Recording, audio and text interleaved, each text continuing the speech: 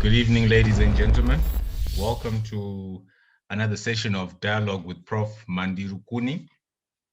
Tonight's session will focus on ancient and contemporary origins of the African universities. Prof Mandi will make his presentation. After Prof's presentation, we'll open up the floor for questions and contributions. If you wish to contribute, please use the hand reaction emoji and we'll open up the microphone for you. You can also send in your questions via direct messaging to the moderator or to the host, and your questions will be read out or will be included in the media pack, which will be shared on our YouTube channel. Once again, welcome. Over to you, Prof. Thank you, Kevin. And welcome to this session. This is one of my favorite topics. If anything, because I've been 40 years either working in universities or working with universities, and I feel very passionately about the African university. So I've dug into, over the years, trying to figure out how we came about as universities, and if we don't know where we are coming from, so we may not really be able to figure out where we are going. That's how I was reasoning.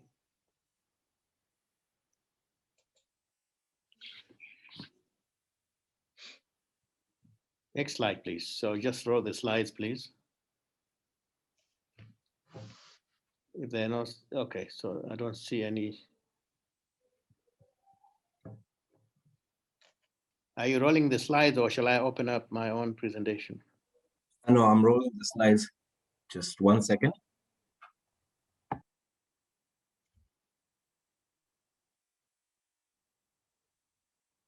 So anyway, the thing is, it's very interesting as we go into the history of universities globally, not just for Africa, because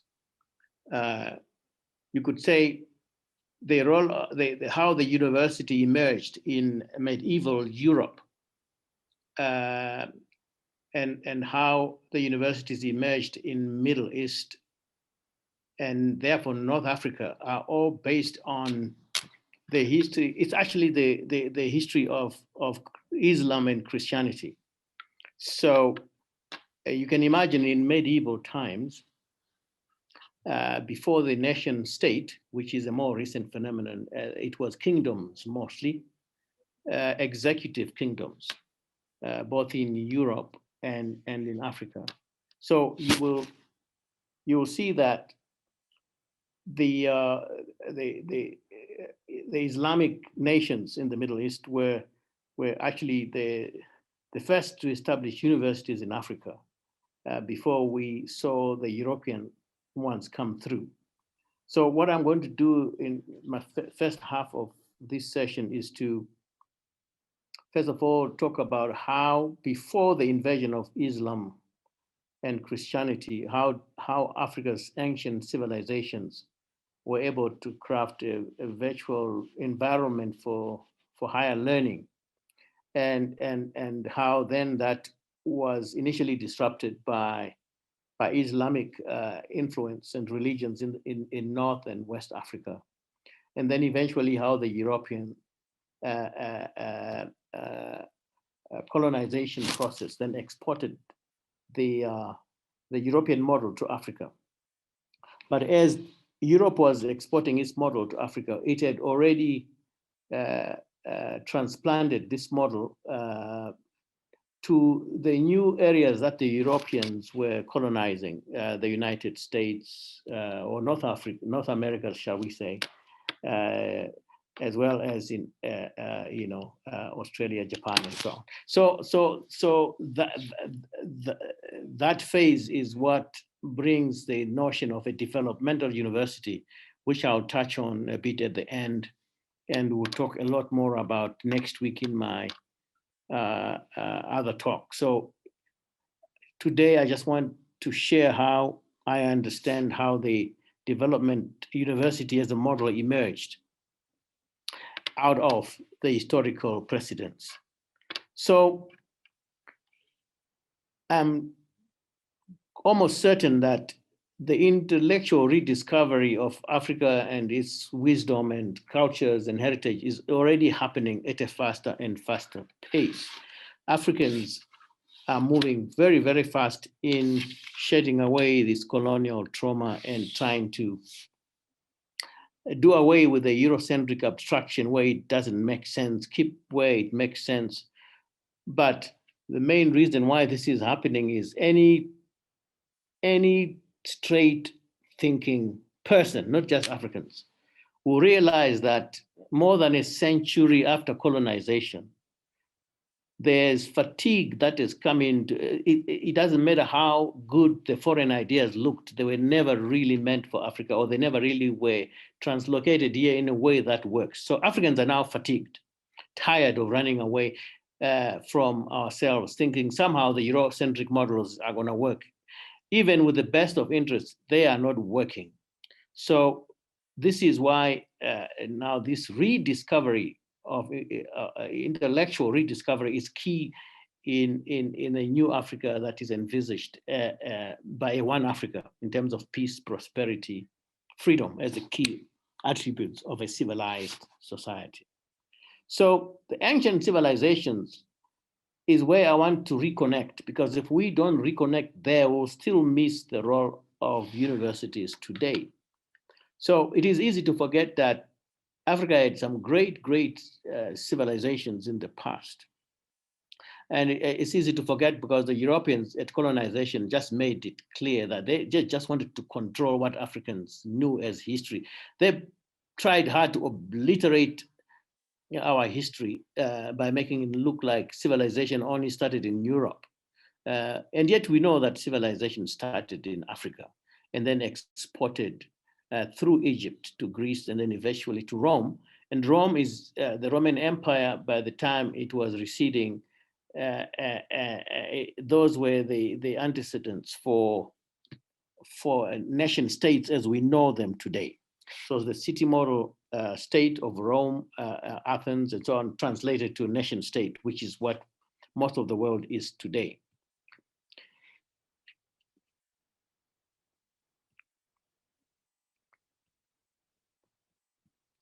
So human civilization started in Africa and eventually through Egypt to the rest of the world.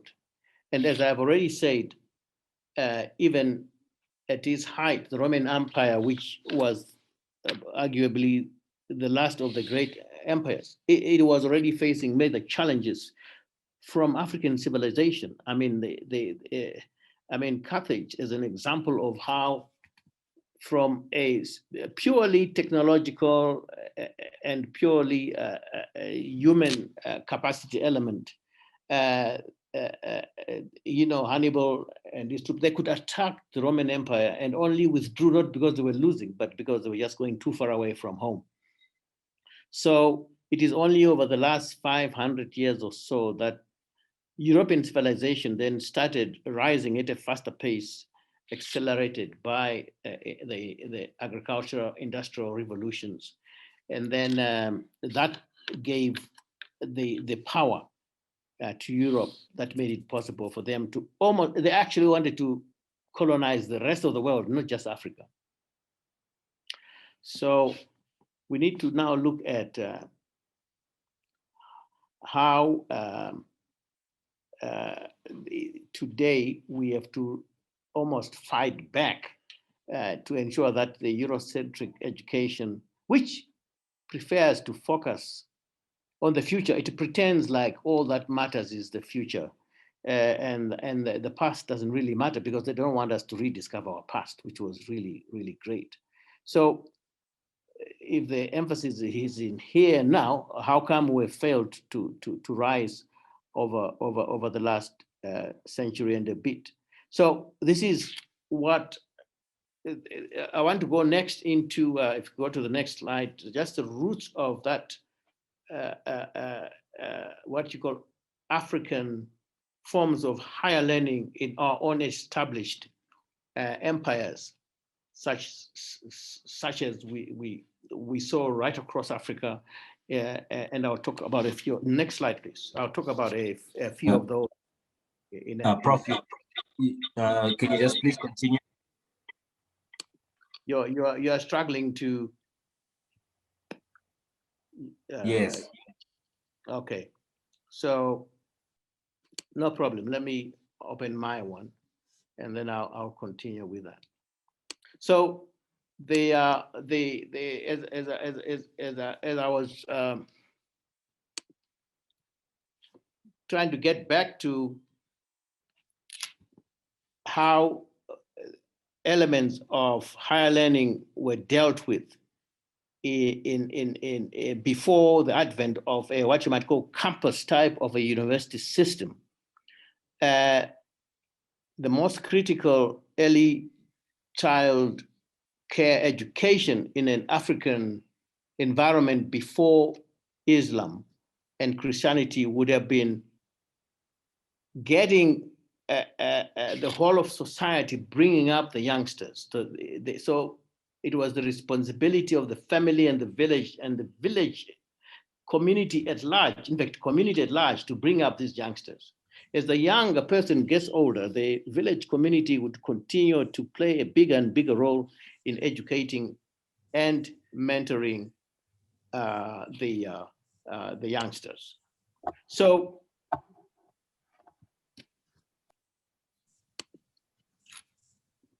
there were no classrooms to go to, no structured learning the way we see today in universities. So higher learning was all about mentoring and tutoring on real life situations. So later on in life, that education would translate into reverse mentoring. As the younger people get older, they participated in life more deeply and would be invited into the higher echelons of dialogue, discourse, leadership, and so on. So those high levels is where the younger people would develop capacity to manage relationships with other people, and understanding and mastery of the various elements of how society functions. So another important area then was mentoring around survival and life skills.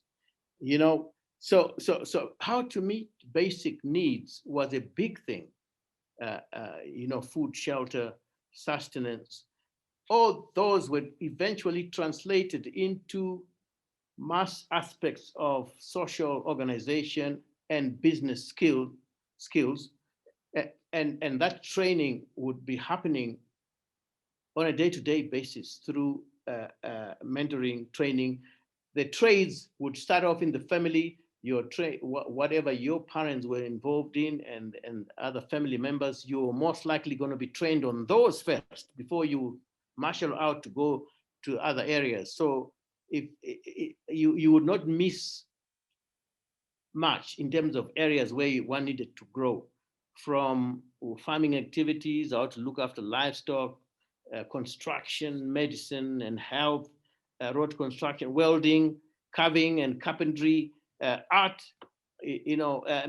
music. Everybody participated in music. It was not like there was no music without dance, and there was no dance without music. Everybody is expected to sing, and everybody is expected to dance. It's not so. It was not the European thing that only one person sings, the rest are seated there and looking.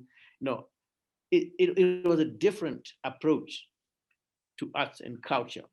So when you take this whole bunch of these economic activities and social activities, that was the pre-industrial stage of development that Africans had got to. We knew how to forge metals. We made different types of weapons, different types of instruments.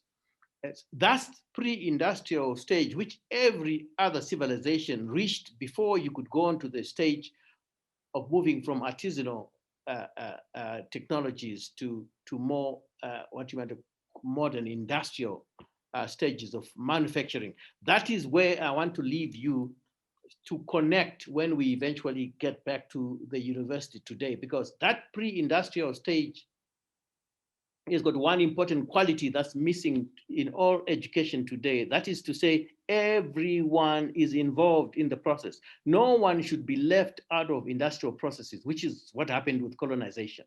So they will just come and build a few factories, a few people got employed, a few people mass produced for the factories, the rest of the population is left out until today. So this is where I'd like to emphasize the importance of the ancient approaches to mass production, mass manufacturing, and mass consumption of own processes, which is what really civilization is about. And if you look at all our ancient civilizations, kingdoms, which thrived to greater heights than European ones in the medieval period, whether it's the Mtaparozi Empire, the Kingdom of Kush, the Ghana empires, the Empire of Mali, out of where Timbuktu University came through, the Songhai Empire, and all these, you will see that there was no campus university like the whole society was university, but however, higher levels of engagement, thinking, and rational disputation was encouraged. So it was Islam which brought us the first campus university, campus-like university. So although Timbuktu, which was the first one, eventually thriving more around the 12th century, but started earlier. If you see what happened there, with Timbuktu University, and Soni Ali, who was the kind of fearless, skillful military commander of his people, during this period, several around mosques, because Islam had come in, the university was distributed. It was not one campus, distributed along a number of mosques. The university did not have a kind of like central registration procedure. Each student would ask to work with specific scholars and mentors out of the university staff, and then groups would meet in the courtyard here and there, in the mosque, in the village. Each scholar would have a private collection of manuscripts, books. There was no like central library or anything. And that form of university is the first of its type, which combined Islam and African traditions. The curriculum, actually, they gave 4 levels of what you might call qualifications. But because it was driven by Islam, each was driven by a religion, great understanding of the Quran, and the studies were also initially in Arabic languages, actually. So that would, the first level would drive those kinds of basic sciences, really the Quran and so on. But the second degree, you'd get more into kind of general studies, so that you are more advanced in the sciences and in understanding the Quran, and then into the deeper sciences like mathematics, geography, but also history, physics, chemistry, astronomy, and all that kind of stuff.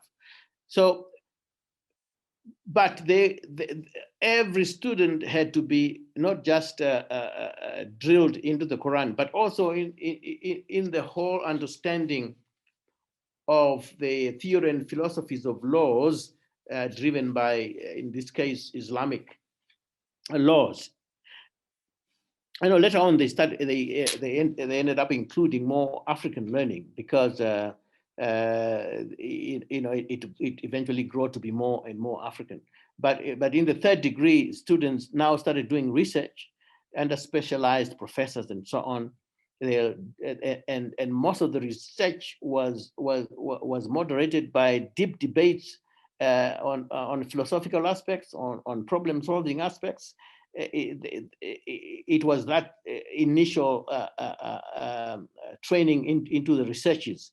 The final stages, the fourth, would now be how you produce professors and judges. So the process of producing professors was the same as that of producing judges. The best students stayed in the university to teach, and some of the high-level, highly qualified graduates would work in the community at high levels as judges. There would be counseling leaders, and they would continue to receive.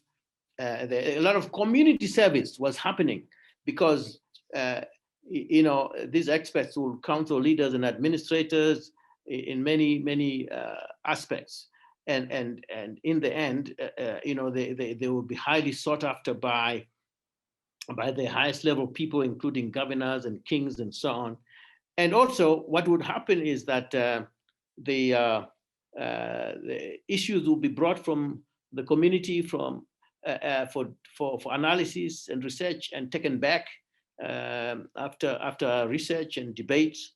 The long and the short is that this was the first interaction of a kind of Islamic driven understanding of higher learning into an African society at a level of what we call today university. But a successor to Soni was Soni Ali, was Muhammad Toure, who was also a devout Muslim, but took this whole idea of this university to another level and said, well, instead of just the Quran, scholars would choose their own religion and go deeper into it. So I'm giving you this introduction to what later on became a modern university to Africa through Timbuktu. And that's why today Timbuktu still is a source of so much scholarly knowledge about African culture. I mean, because the production of manuscripts was not only left to the professors, students produced manuscripts, and they would distribute the manuscripts into the society, into the community they would sell. So today, even as we speak,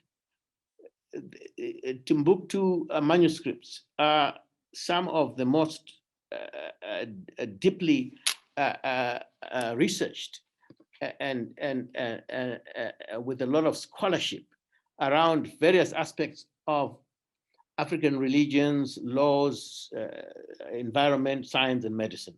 So that's why I thought, let me give you this kind of background to show that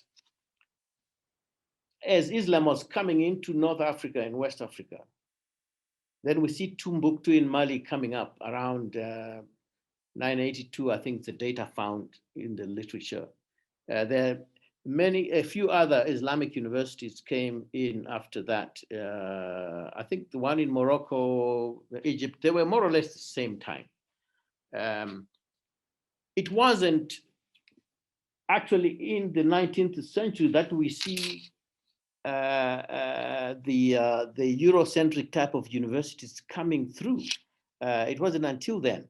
I mean, we had, I think it's the Forabay College in Sierra Leone was 1827. Then you got Cape Town of 29. I think Liberia, 1862. I mean, if you go into the literature, you'll see the initial ones coming through the colonization process beyond the Islamic one.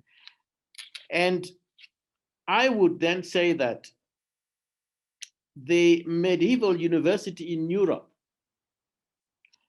was growing a little behind the Islamic one being established in North and West Africa.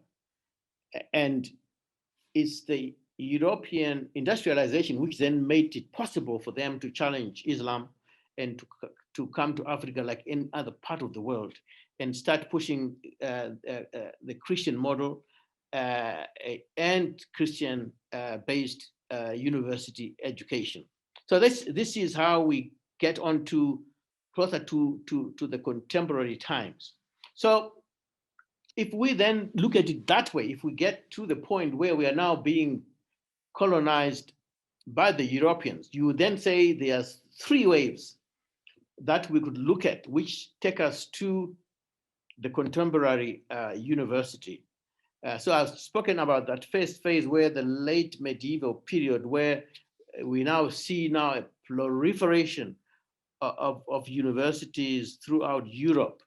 And then eventually that, although initially pushed by kingdoms, the English kingdom in Italy, Spain, and so on. As we go into the 19th century and into the 10th of the 20th century, this model is now firmly in a nationalism kind of mode with the contemporary nation state. And it then goes, if by the time we go to the Second World War, it was after the Second World War, 1945, when that war ends, that we begin to see a new fallout throughout the world. We still have the ancient universities in Europe flourishing. We have the new wave universities with a more developmental approach in the United States, Australia, and those new nations colonized almost totally by the Europeans. Then we have, after the Second World War, the recession of colonialism starts. You know, we have nations in Asia like India, they are fighting for independence. In Africa, we're all fighting for independence. And this is what takes us into what I would call the main category that forms the African university as we see it today. Because as soon as an African country became independent, it saw its independence being actualized by having a certain minimum national assets, which would include things like a university, a parliament, an airline, a national stadium, or you could have national events, name it. So university was seen by every independent African country as an important asset to create the kind of human resource that would be necessary to drive the educational system. That would be the apex of the educational system. It was seen as a necessary asset to prepare the nation for the requisite scientific, technological, professional, administrative, call it managerial capacity of the national needs, starting with the civil service. So every self-respecting, independent African nation had to have a university. Okay, if one did not exist, it had to be created.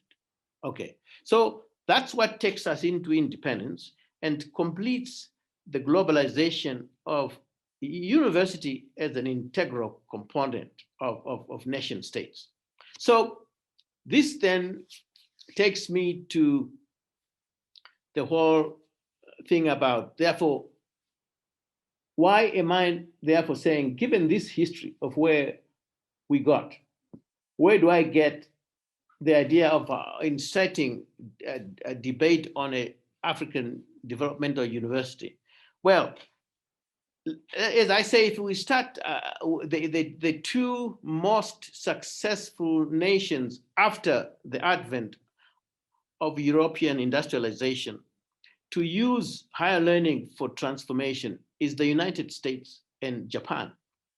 So if you go back to the United States in the 19th century, starting in the 1850s, the idea of the university's role in the United States changed radically from the European model of seeing it as just some apex body where you have top level research, debate, it's totally independent, to one which was established primarily for developing society. So in the 1850s, the United States promulgated the idea of land grant universities. So each of the 50 or so states in the United, or each one got a land grant from the federal government to say, there you are, establish your own university. We cannot have a state in the federal system without a university, and that university system belonged to the state, and its role was to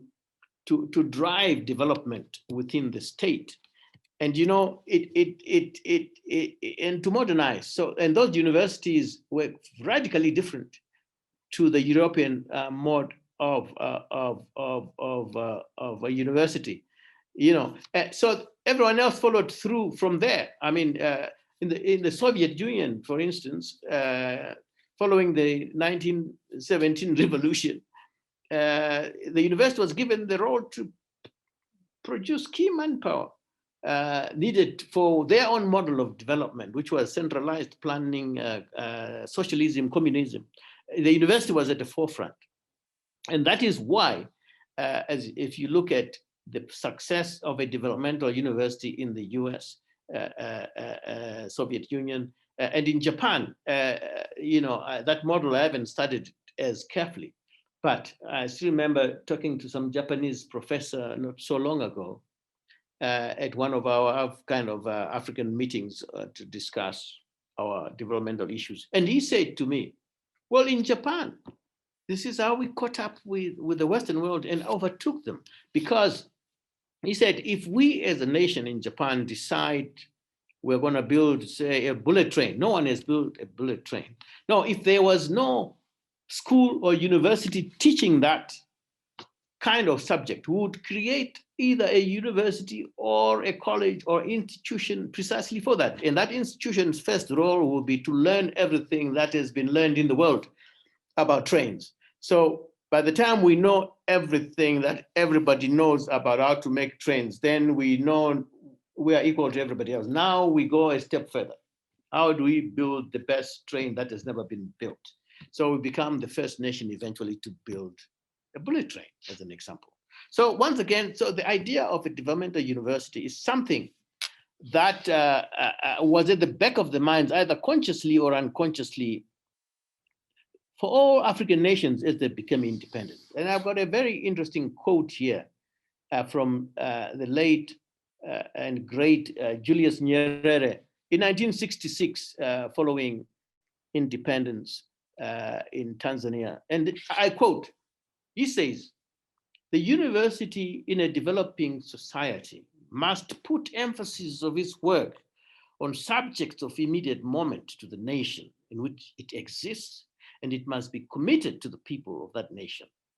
And there are humanistic goals. We in poor societies can only justify expenditure on a university of any type if it promotes real development for our people. The role of a university in a developing nation is to contribute, to give ideas, manpower, and services for the furtherance of human equality, human dignity, and human development. Close quotes. This is Julius Nyerere in 1966. And when I came across this quote, I said to myself, he's talking about a developmental university. Julius Nyerere was saying, we can only afford to have a university in Africa if it's a developmental institution. But let's be fair. The initial wave of universities in Africa tried to meet this challenge. I mean, we had some really great universities, whether you're talking about Makerere, whether you're talking about Dar es Salaam, we're talking about Ibadan in Nigeria, Foro Bay College in Sierra Leone. These were massively great institutions, and they tried to rise to this occasion through almost excitement of independence, voluntary and spontaneous sense of civic and national responsibility, particularly after independence. So these universities also played a significant role in policy formulation with government, training and growing the civil service, and doing some outreach work, consulting, contracted research. But however, these universities continue to be vulnerable to public funding. So as the university, as the economies of these countries started faltering,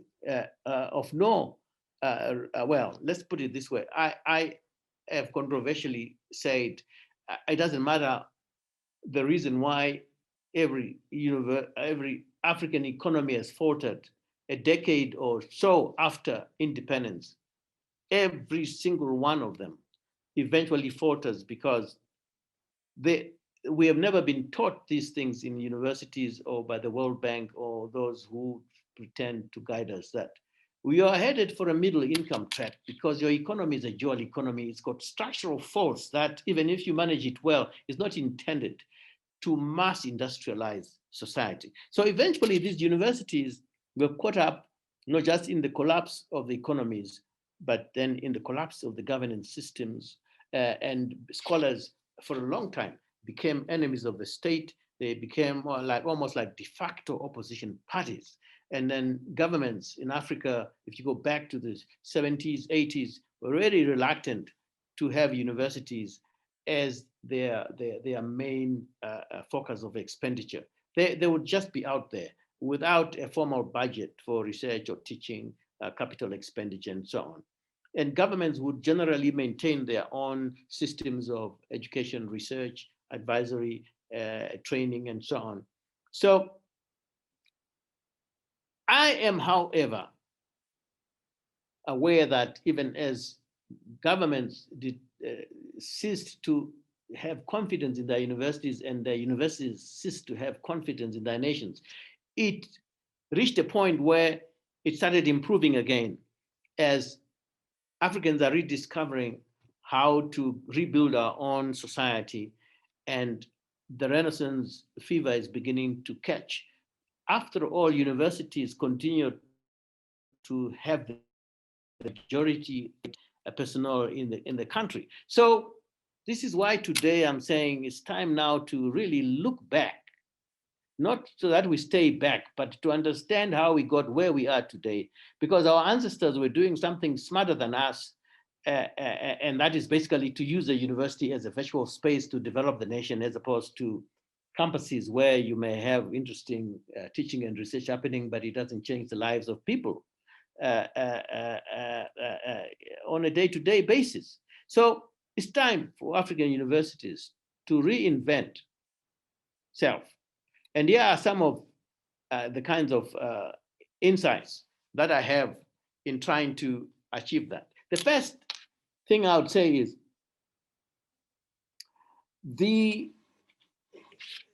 a university has almost an irrefutable mandate to fully understand how society develops, especially in Africa. How we are still agrarian societies. It doesn't matter whether you got a bit of industry like South Africa and so on, you're still an agrarian society because the majority of your people are still agrarian or still unemployed in the urban areas. So if you look at Europe, including Eurocentric countries like the US, Australia, they went through an orthodox approach to industrialization by first being able to push an agricultural revolution, which then pushes an industrial revolution. But it's orthodox, or it was orthodox in a sense that there was always a direct relationship and strong relationship between the rural economy and the urban economy. The other thing that it was one economy, it was not two economies. So urbanization would accelerate, but it would accelerate because manufacturing was accelerating. So it was urbanization with manufacturing, with jobs, and always near full employment. Africa is undergoing unorthodox structural transformation because our urbanization is not accompanied with manufacturing or jobs in the urban areas. It's because people are just moving from rural areas looking for services, mostly in urban areas. There is no strong relationship between urban and rural economy. And instead of one economy, we have two economies. And therefore, the whole essence of what industrialization is, and I'm going to describe to you in very short terms. Industrialization is about the entire society, from rural villages to urban areas, all going through one process of mass production of raw materials and mass processing them within limited spaces, not sending mass-produced raw material 200-300 kilometers away to Harare and Bulawayo and Johannesburg, but mass producing and mass processing them within the villages, townships, small towns, 50, 100 kilometers, and then mass consuming the same, our own manufactured products. So without local, domestic, mass production, mass processing, and mass consumption of own goods, you will still be a second-rate economy. You will still be a dual economy, and you will still be reliant on other people's imports. So in reinventing the intellectual base of African universities is to understand that material poverty is not the most important poverty in Africa. It is intellectual poverty, which is critical. Okay, material poverty is basically you rely on things that you don't produce. Then you produce things that you don't rely on, which is what we are doing in Africa all the time.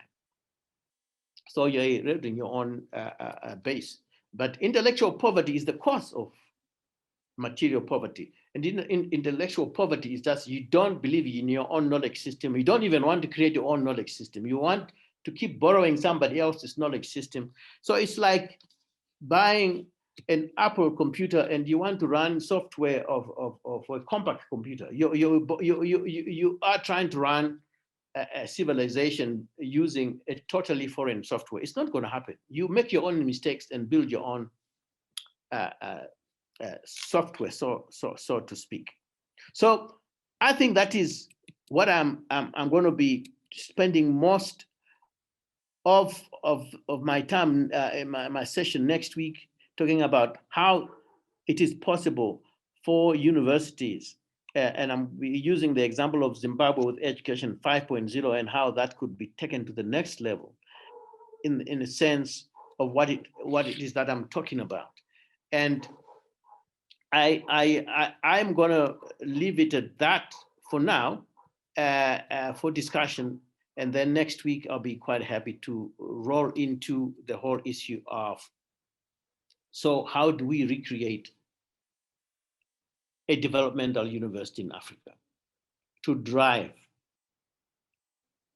the African Renaissance so that the sleeping giant in Africa can rise again? Thank you very much. Thank you very much, Prof. We're going to take questions from the participants. Please show us your hand reaction.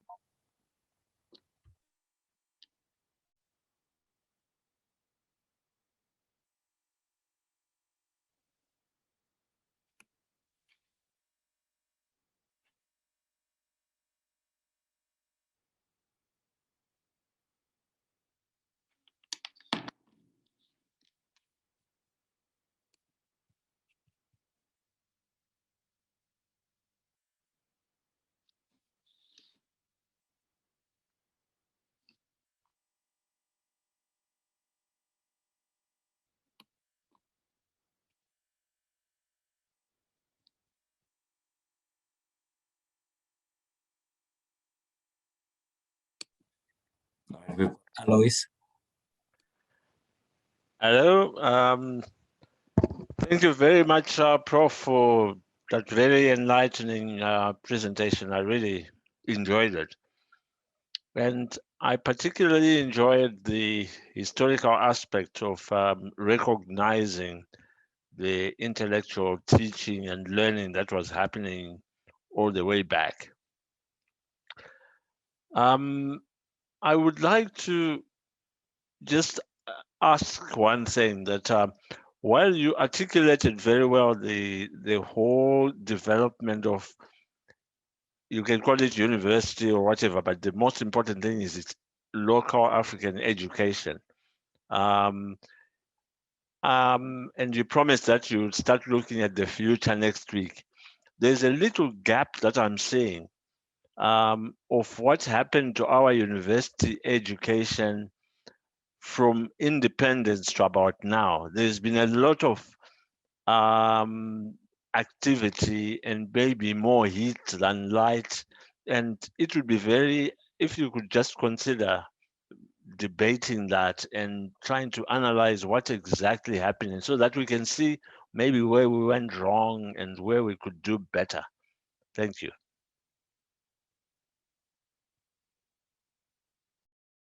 Thank you, Alois. We've got Prosper.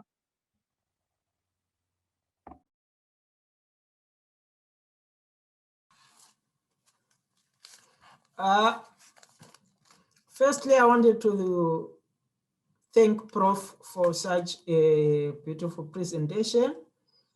We have really learned a lot, and I want to thank you. But I'm coming with this question. I'm finding us as African scholars praising our past and being investigators of the past, which doesn't really bring food to the table on the future of ourselves and our kids.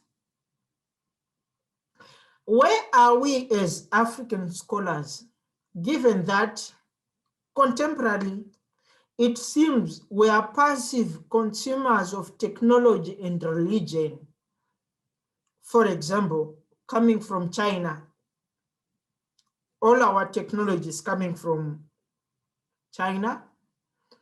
Our religion is coming from Europe. We even believe in a blue-eyed Jesus who is not Jewish, if you look at Catholic pictures and whatsoever. So my question really is,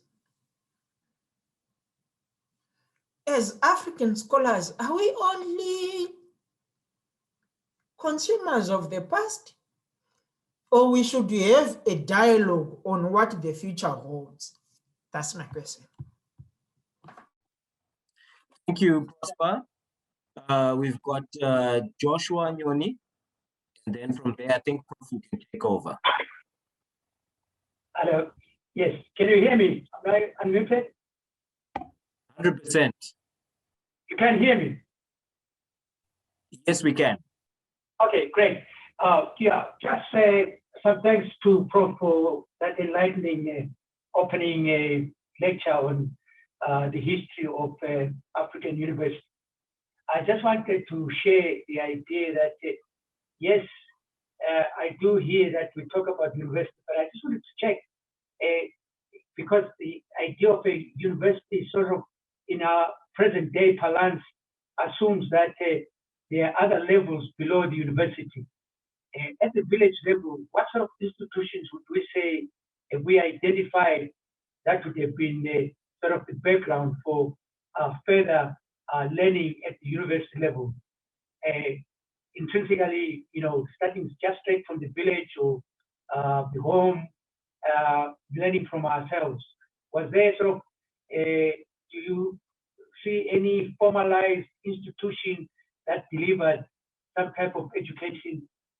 Yes, I am aware of the fact that each household handed down facets of knowledge to its kids.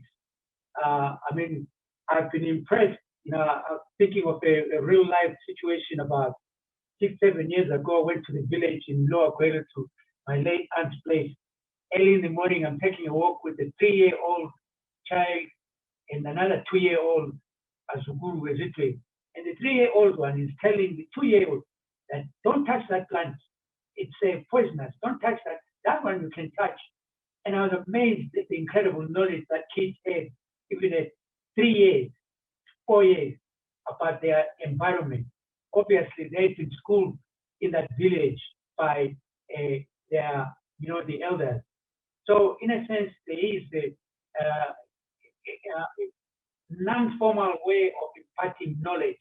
But I don't know whether one would say there would be at a certain point somewhere where this can be captured and say this was the first stage prior to people going to a formalized university level type of learning. Thank you.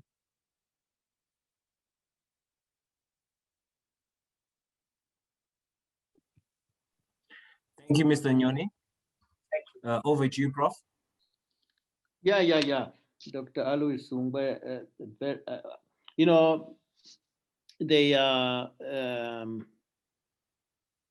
so you see the period from independence to today sounds pretty long because we were caught up in it and all its challenges and opportunities.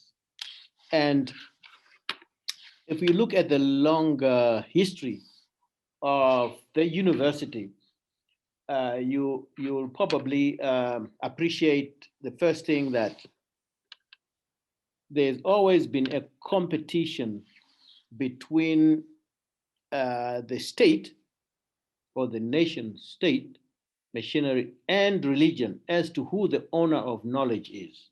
This is where universities ultimately came from, according to my own interpretation of history. So if you can look at the medieval period, even the early part where you begin to see people thinking differently from what they are told by their religious gurus and the national leaders. It was always the king and his empire, and it was always the top religious leaders and the religion. So if you look at the number of people in this period who will be killed just by thinking differently, the world, Copernicus says, well, it's not possible. I mean, maybe the world must be round. It can't be flat. And that shadow on the moon must be the curvature of the earth. I mean, you get house arrested or killed for thinking like that in that period because it is very important for both the nation, state, to control the thinking of people if you're going to manage them. It is also the same with religions. So the need to own the truth, always has always been the deciding factor as to how new knowledge is going to be generated and accepted. And it was very dangerous in the medieval period. It got better and better, but you can see even today is the same. It's a different configuration of the same thing. So as we go into independence, we have a Eurocentric university system, which, as I've said, does not come out of an African experience. It is coming out of the idea that the African experience is not really existed in an advanced form in the past. What we have is the European understanding of the same issue, which now has to be deciphered from Eurocentric textbooks, approaches to knowledge, etc., etc. But it doesn't come out of what I called pre-industrial understanding of how all the aspects of knowledge, from cosmology to astronomy to mathematics, to how does that relate to day-to-day life? I mean, we at that jump, just absorbing a religion that brings that education, because the religion was the first thing to bring the education. If you did not believe in Christianity, you were heathen, you were evil, you could not be enlightened anyway. So you are as good as dead. So the whole idea of how an African university would analyze the first 10 years of independence and say, no, the problem is not poor governance because we have evil people who have taken over. I mean, no, you are not able to analyze deeply where our problems were coming from, because they were coming from structural faults left by a colonial system which was never designed to develop an advanced society. So the inability to distinguish between the two and not having the methods to analyze our own society means you end up at each other's throats. You end up blaming each other for everything. And sooner or later, Alois, it didn't take 10 years. In almost every country, the university became an opposition party. It became the place where people thought differently and wanted to destabilize the governments. So for that period, if I go through the whole process of how we remember I was going through the process of Renaissance, how it happens. After the first decade of euphoria, first 6 to 10 years, we are so happy, we are euphoric. And then there's disillusionment. University was caught up in the second phase of disillusionment. And the disillusionment was even bigger on the part of those in government who are now seeing universities as opposition. So they then not only cut off funding, but also university processes are not seen as integral parts of society. Like in my original field of agriculture, the government continued to have its own research system for agriculture. So university agricultural research had no meaning in society. They continued to have, government had its own extension system. The university could not even be seen on the ground doing agricultural extension. We are not even seen as an entity which could provide extension. Policy making, you could hardly see a faculty of agriculture, and not just in my own country, but every country in the 60s, 70s, whom you'd say were making a massive contribution to agricultural policies in those countries. So a university in the second decade of independence was totally irrelevant. So this is how I could summarize the first decade, the first 2 decades of independence, Alois, to the point now that it's only after that second phase of disillusionment, you begin to realize, and Africans begin to see, no, this problem is not going away. We're not going to solve our problems by running away from ourselves. We are not, no one is going to save us. Even those who have encouraged us to oppose our own governments, they themselves have strong governments. Now you are being told you need a weak government, which does not interfere in anything for you to strive. No, that's nonsense. You need both strong government as well as strong private sector, as well as strong academia. You need everything to be strong. But in the third phase, we're being told we will fund your research. So the donors fund our research. Meanwhile, we're still kind of irrelevant, but we're beginning to realize, okay, we can actually start making sense to our own nation.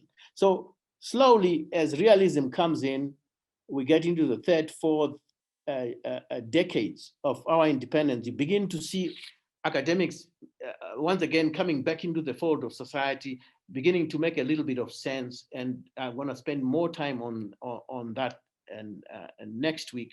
But I dare say to your question, Alois, that the first 3 decades of independence, the university became quickly irrelevant and even relegated to insignificance and even undesirable. People who cause trouble, who tend to support the opposition, etc., etc. So when it comes to Prosper's point, it's a very the thing about why do we keep looking in the past when it doesn't bring us food on the table? You know, I spent the first 2 decades of my life as a scholar. In the 80s, I was amongst the younger scholars in my own country, in Zimbabwe, and you know, I thought exactly the same. Forget the past. You know, let's look at the future. And let's focus about things that bring food on the table. Well, 40 years later, I'm worse than I was 20 years ago. So why is it that after decades and decades and decades of trying to just focus on the future, we are going backwards? If just focusing on the future was going to take us forward, actually we would be even ahead of China. But if you look at all nations, you go through these phases. We're not the first nation. All civilizations go through dark periods. You're starting with European civilization came after African civilization. And if you look at European civilization, it went through very dark. When they say dark ages in the history, they're not talking about Africa, by the way. They're talking about Europe. But did they disband their kingdoms?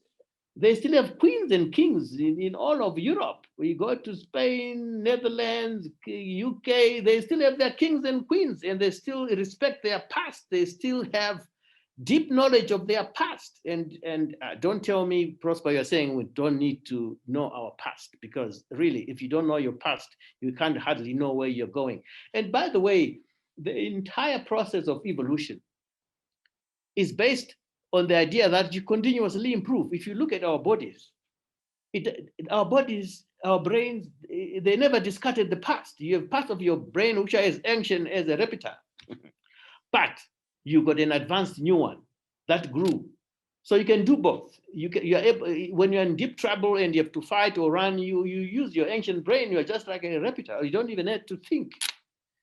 So when you abandon your past, when you abandon the DNA, when you abandon the software that brought you to where you are today, and you just think, I don't need that software. Oh, the only software I need is to move from where I am to over there. You can't, because even cars today, which can drive at 260 kilometers an hour, 100 years ago when they were invented, they could only do 10 kilometers an hour. Now, how could you get to 260 kilometers an hour if you did not go through a historical process? And you are not able to look back and say, at this stage, this is how we developed a more efficient transmission system. You just want to start today and pretend there's no past, and you move forward. What happens is where we are today. We have been fooled to think that your past doesn't matter. Just look into the future and look where we are. We don't know either. We don't know either the past or the kind of future we want to be. Prosper. We don't even know what kind of African society we're trying to create. Are we trying to copy the United States? Are we trying to be Germans? Are we trying to be Chinese? Because we don't embrace our past, we cannot even imagine what kind of advanced future society is. We're just gonna copy somebody. So I'm sorry, at my age, I discovered how wrong I was as a young scholar, thinking the future will just appear from nowhere. We don't need a past. Well, we'll be the first civilization in the world to discover a new future without a past. I'm sorry, it doesn't happen like that. So, Josh, you know, I like the examples that you were giving in terms of how integrated knowledge is. That's what I learned from your comments and questions. You see, time is an illusion. That's why also this thing about the past and the future is an illusion, okay? Things that happened in the past are happening today. I mean, time is an illusion. But there's one major difference between how Africans created knowledge in the past and how Europeans eventually mastered the art of creating scientific knowledge. After Newton, especially, it accelerated quite rapidly, getting on to Newton, and they created massive innovations, but they were only successful innovations in mostly what you might call materialistic areas of technology and so on. That application of scientific knowledge missed two major things. Missed a true understanding of the environment and environmental interactions, okay? Africans were more advanced in understanding environmental interactions, but they were not using what you might call dissective methods or deductive methods. You dissect to see what constitutes this membrane is made of what, okay, until you get to the cell, until you get to the atom, and then you keep dissecting, and then you find below the atom is difficult to dissect, and it's confusing, and it's even contradicting what you thought was the physical world. But Africans didn't go that direction.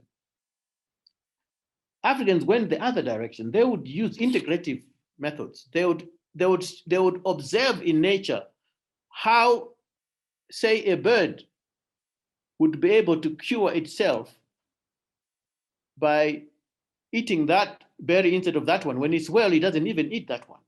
But the moment it starts being, then it starts eating that one. So there must be something curative over there. They see how, and they integrate biological systems. They mix and they come up with new forms of life, new forms of health, giving qualities. But you ask them, what laboratory did you go to No, they didn't. Now, what we were told by the Europeans is, therefore, it's not knowledge. Therefore, it's witchcraft. Okay. It's only 100 years later now, the Europeans themselves are doing exactly what Africans were doing 100 years ago. For you to understand psychic visioning, you could not understand it by dissecting anything in the laboratory. But now it's known, it's a natural phenomenon, but you're never going to understand it by dissecting something in an experiment. So integrative knowledge is a very different approach to kind of dissective approaches. Both are useful. If the African approaches yet were not disturbed for the last 200-300 years, they would have produced something else. Why am I saying this? Because the advent of quantum physics has proven that a lot of what Africans by instinct knew happened without any science is now being proven true. I remember recently having an argument with somebody about teleportation and time travel and so on. And we're arguing, and I started arguing that, but you know, Africans always knew that it was possible to time travel. They probably did. Somebody said to me, that's not possible. Even though with theoretical physics today and quantum physics, yes, it's possible. It is theoretically possible to time travel, but it's never possible. It's not going to happen. Oh, well, my response to that was, and this will be the response I'm giving to kind of Josh, it is not for us as humans or nature to decide what's possible or what's not possible. Nature will tell us.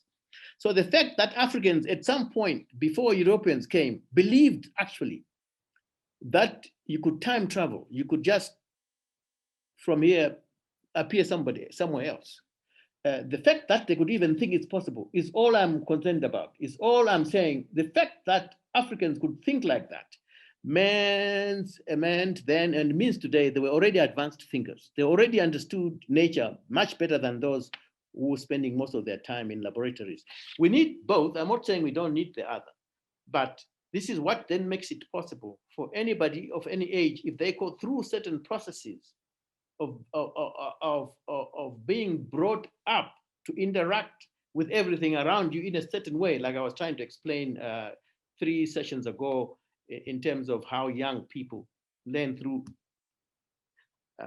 hypnosis. This is what makes it possible eventually for people of any age to be able to do incredible things and have knowledge that is deeply etched, because once you capture it at a certain stage, it will be with you for the rest of your life. Even if it's not consciously there, it doesn't take time to trigger it to come back to life.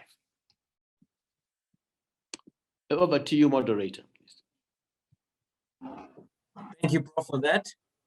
We've got Advocate Timothy, and then I think according to our time, Prof, you can respond to that.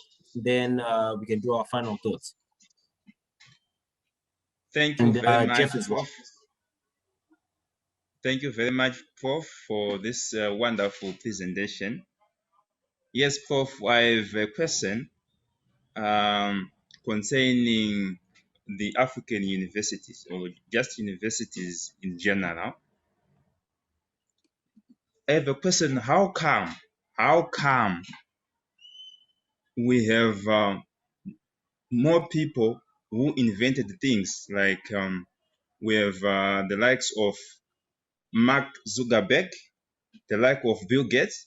Those people were university dropouts, and they become very innovative, and they produced one of the most celebrated things in the world.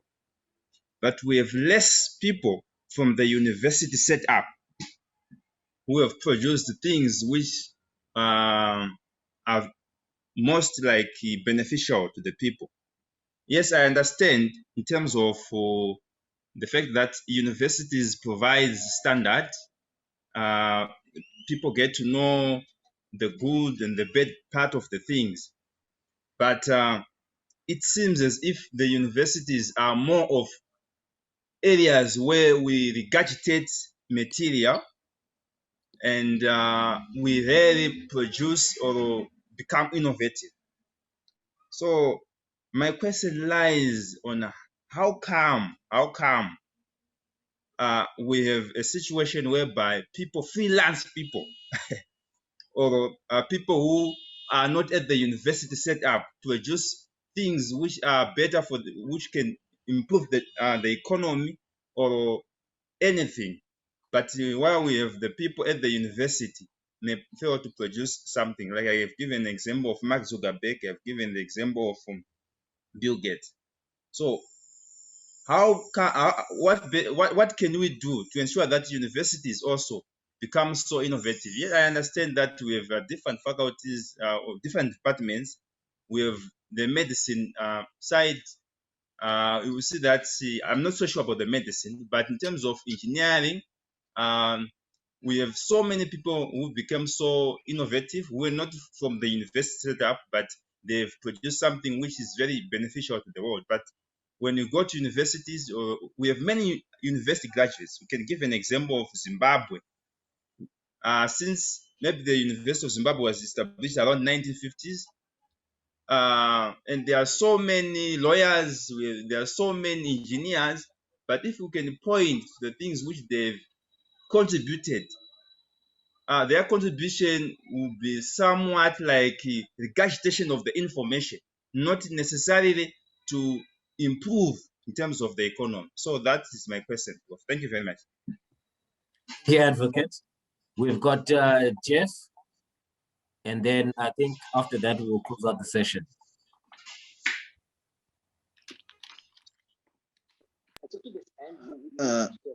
Okay. Thank you, Prof, for such a thought-provoking presentation. I just have two trivia questions. The first one, I've always wondered since I started following your sessions, why are you writing Africa with a K instead of a C? That's one of my questions I've always wondered. Then the second one is, yes, you have described that most universities or economies in Africa, they fail maybe a few years after independence. I understand the oldest universities in the world were founded in Africa.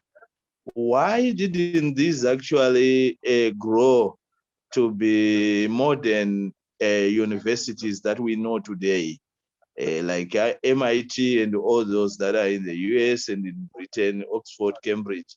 What were the factors that maybe actually, impeded the growth of these institutions in Africa, since, they were actually the oldest universities, like you cited the Timbuktu ones and maybe in Morocco and all those. Thank you.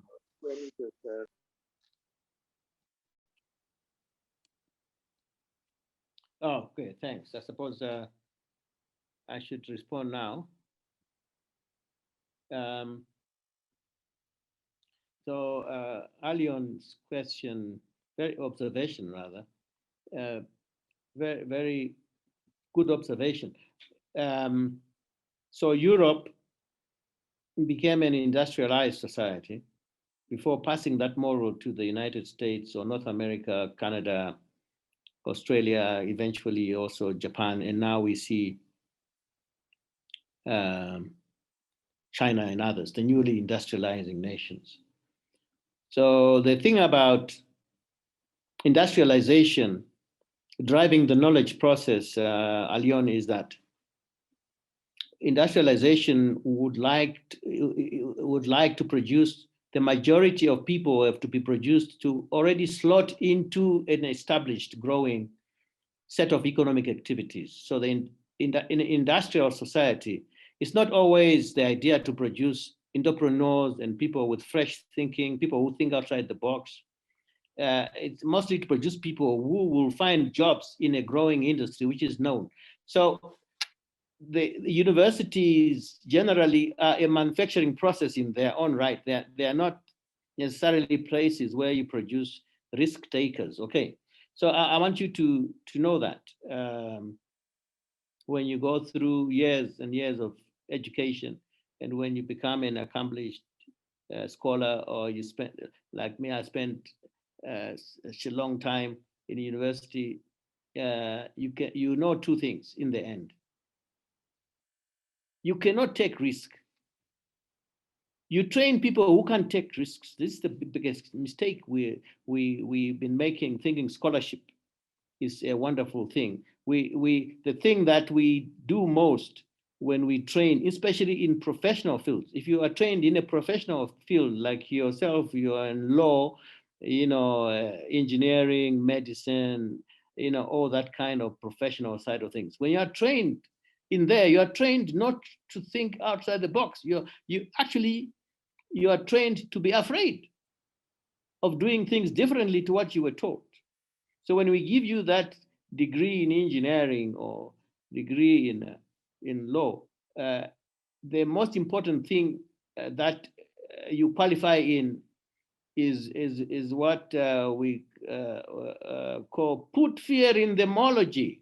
You see, put fear in them, because if we don't put fear in you, you have to take oaths, and you have to go through religious things and put your hand on the Bible and anything to put fear in you. Then forget about being an entrepreneur. Forget about being a Mark Zuckerberg or a Bill Gates.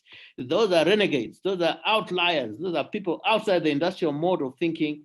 They go out, but because they are appearing in already industrialized societies, we have more brilliant people than these people, people who are more intelligent.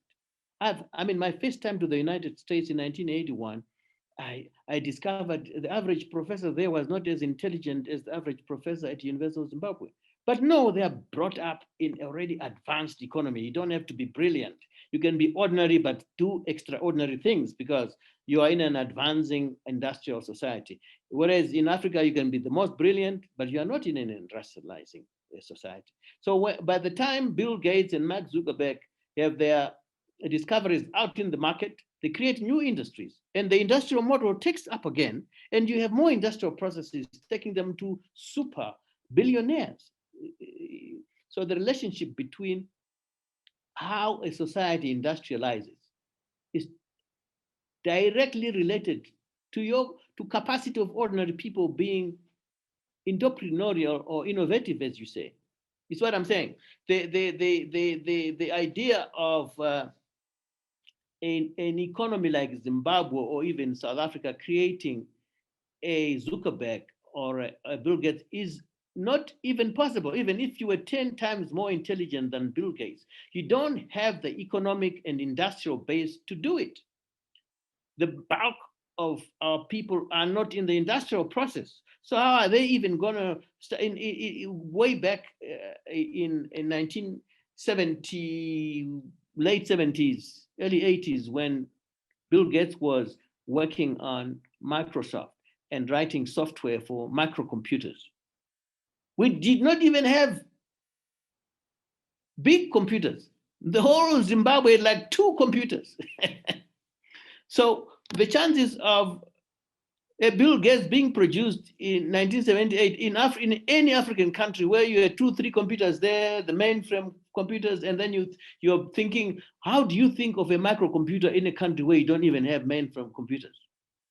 You see, you have to be in a highly industrialized society where every organization had their own mainframe computer.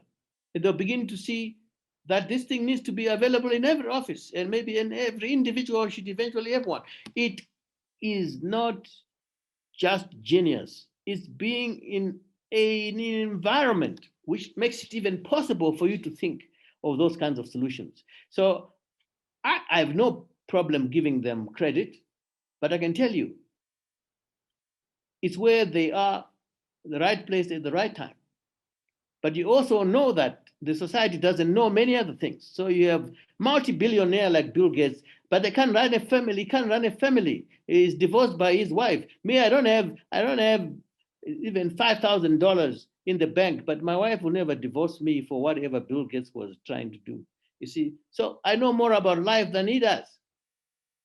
So we can glorify all these kind of mass success in material terms, but there are many things in society that also are not working. But I'm not belittling, say in this case, American civilization. It had its time.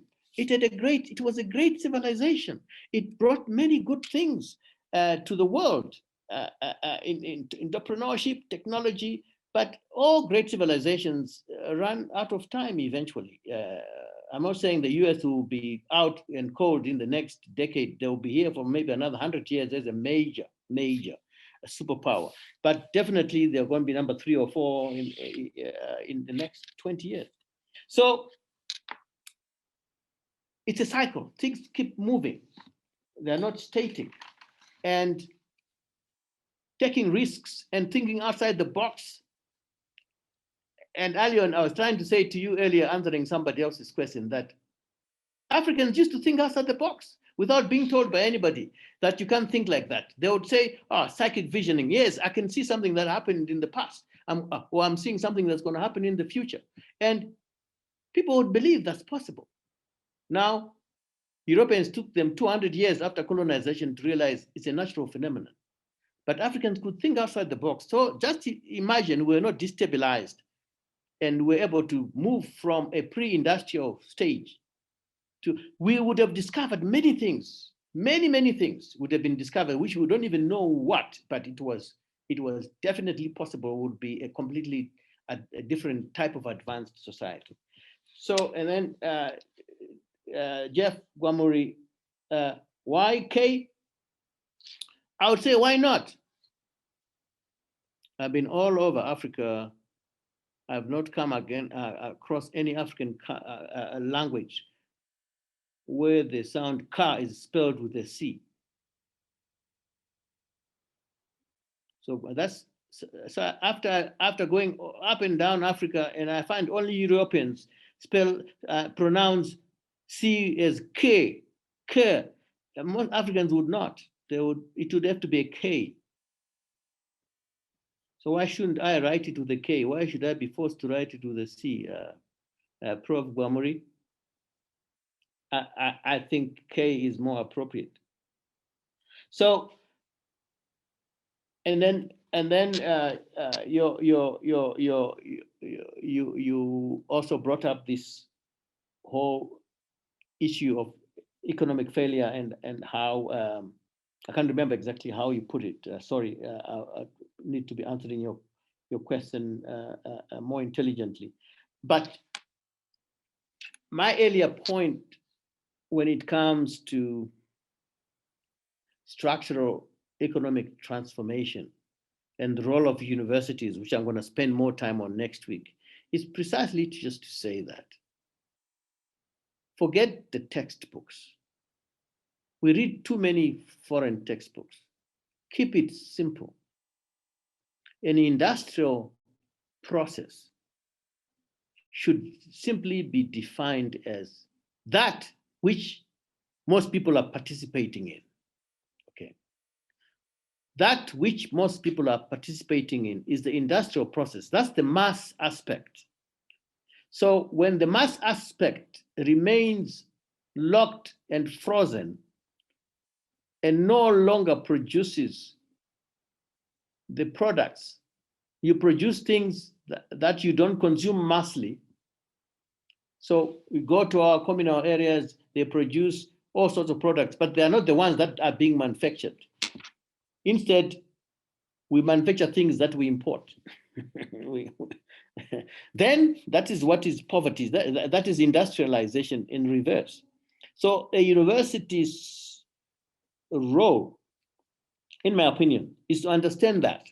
Don't be told that building a factory is industrialization. What you should be told is getting society to mass produce its own raw materials and mass process it and mass consume your own goods is what makes a society industrial. Building a factory is just, it's not industry. It's just building factories. Okay. Industrialization is a mass process where every average person in your society is participating. If they're not participating in, if our small farmers are not participating in producing the bulk of the products that are processed in the factories, they're not part of the industrial process. If they're not mass consuming a lot of the products that are manufactured somewhere in Bulawayo or Harare, and that stuff is to be exported. Like my favorite example is South Africa, though you have the brilliant wine industry, but most of your people don't drink the wine. You have to export it all over the world. Well, you're not an industrial society. You are basically pretentious. You are using manufacturing processes to relate to foreign markets when your own people are poor and hungry and unemployed. That's not industrialization of society. Okay. So universities have to understand that first before you think you can play a meaningful role. So ancient universities like Timbuktu, although they were also kind of entrapped in religion and so on, but what I was trying to connect us with, is to say they understood even at that time the pre-industrial process was being looked at. They were not examining things outside their own society. They were definitely immersed in things that ordinary people were concerned about. So the chances that if that kind of approach had been maintained, that major discoveries relevant to our society would have come through is undeniable. Why? Because all knowledge and civilization started in Africa anyway. So what makes us stop thinking would have come up with massively advanced societies? In fact, I can tell you right now, my own vision of the future after I am gone and dead is that the most advanced thinking about the environment, about the universe, about society will come out of Africa. We may be lost, but everyone is gonna come back to Africa because we understand life more than any other society. We understand deeply the relationship between nature, people, the physical world, the spiritual world, the entire thing. We are predisposed to bringing the human race back together again because we don't think in terms of colonizing other parts of the world, going and drilling oil in New York. We believe in wherever you are, it's a holy place. Wherever you are, you can bring the best of humanity. And I think it is going to be the renaissance of African society, where the university has a major role to play. That will be the beginning point of healing the whole world, because the human race is just disintegrating, going further and further apart, thinking it's the economy, is this. Ultimately, Africans are going to demonstrate that people can be brought together. We can unite as a human race and think, act, produce well beyond the limited aspects of greed and individualism, because it's not going to take us very far. It's just going to disintegrate the human race. That's my thinking. Thank you very much. Thank you very much, Prof. My favorite was Bill Gates has got billions, but he cannot hold on to one woman. We know better. Good night, everybody. Thank you for participating. And tomorrow we're going to put up all the PowerPoints, and watch out for our new website for Dialogue with Prof. And next week, we've got the second part of the 3-part series. Thank you for participating and good night. Thank you.